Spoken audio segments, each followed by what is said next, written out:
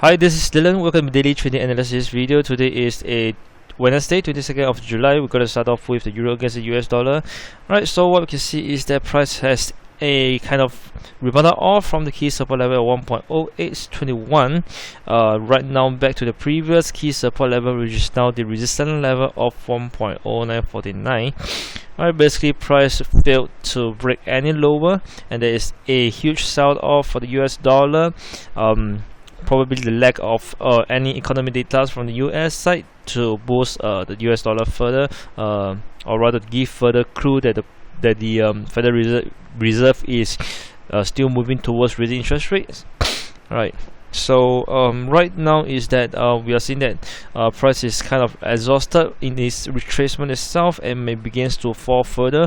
But however, if based on the analysis itself, we are actually expecting price to actually still retrace even further, looking at the price of 1.107. Alright, 1.107, that's somewhere right here. Alright, before we actually look for a short opportunity again. Alright, you may want to just plot a trend line as well. Right, so that does make sense somewhere at the price of 1.07 to 08, 1.107 to 108. That region itself could be a good, better price to go for the short. Alright, so just take note of this. And next we have the New Zealand dollar against the US dollar, which has also rebounded off significantly. And right now it is seen resisted at the 55 moving average. Also at the previous key support level, the price of 0.6627. There's a 50% chance that price may continue to fall right here. This for the Kiwi itself will be slightly different, because there is a possibility that the Reserve Bank of New Zealand may cut interest rate again this month after cutting last month as well, as you see. So there may be speculation that Reserve Bank of New Zealand may cut interest rate further, and therefore there's a high possibility the price may continue to fall right here after completing the retracement here as well. Alright, so you may want to go for the short. If that's the case, you have to place your stop loss at least at the price of 0.6687. Alright, you'll be looking at about 70-80 pips of stop loss, but of course looking at all the way back to the bottom will be close to 100 pips of profits, and back to the bottom of the falling trend channel itself, that will give you about 180 over pips of profits.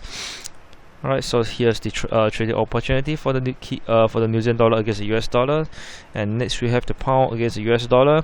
Alright, we are still actually expecting further retracement for the pound against the US dollar, as price has yet to reach the key level we are looking at. But however, if you look at the whole thing again, in the 15-minute chart itself, if you were to plot a trend line, we are seeing that price is breaking above the trend line, and the angle is getting higher if you were to shift it. So there is a possibility the price may all of a sudden just jump and rebound from here, because at the end of the day we are still seeing the price is still appreciated within a rising trend channel. So if you would like to go for the long right here, that will give you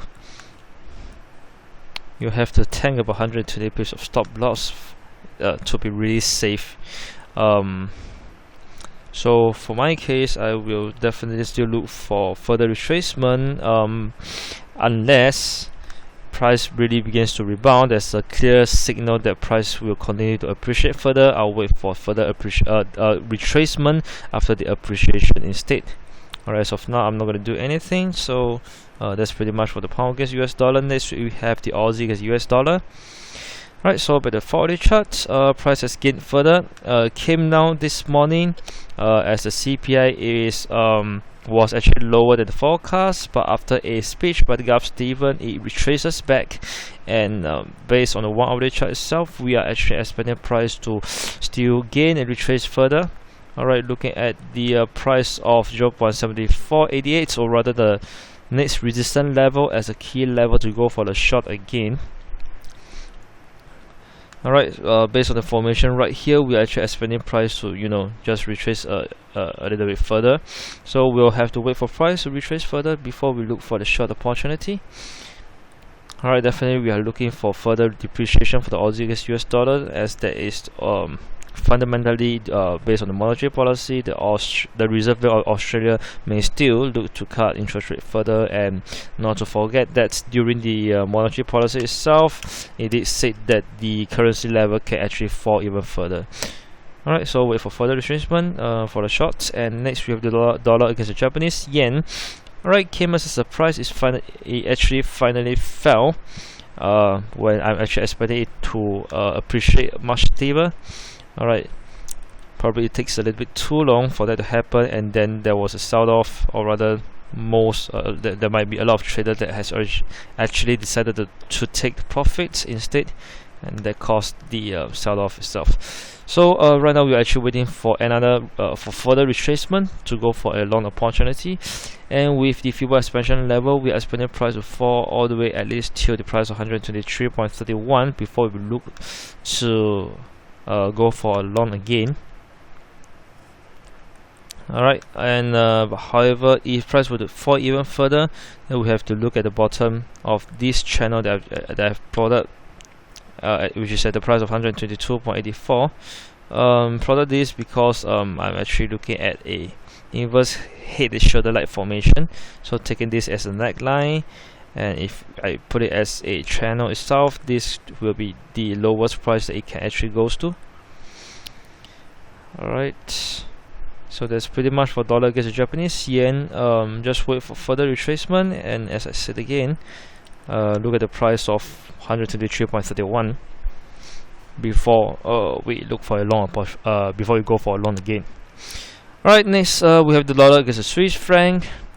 Alright, as expected, price finally price did fall and retrace further, as we have seen that there's a rising trend channel and price is already at the top. Alright, just nice, it just came down, and we are expecting price to retrace even further from here. Alright, so again, based on the Fibonacci expansion, we're expecting price to fall all the way to the price of 0.9502 before we actually look for a long opportunity again. Alright, based on the previous pattern itself, we are definitely expecting a further retracement right here. Usually there is a bigger wave based for this currency pair itself. So yep, that's pretty simple. Just wait for price to come back to the price of 0.9502 to look for a long opportunity.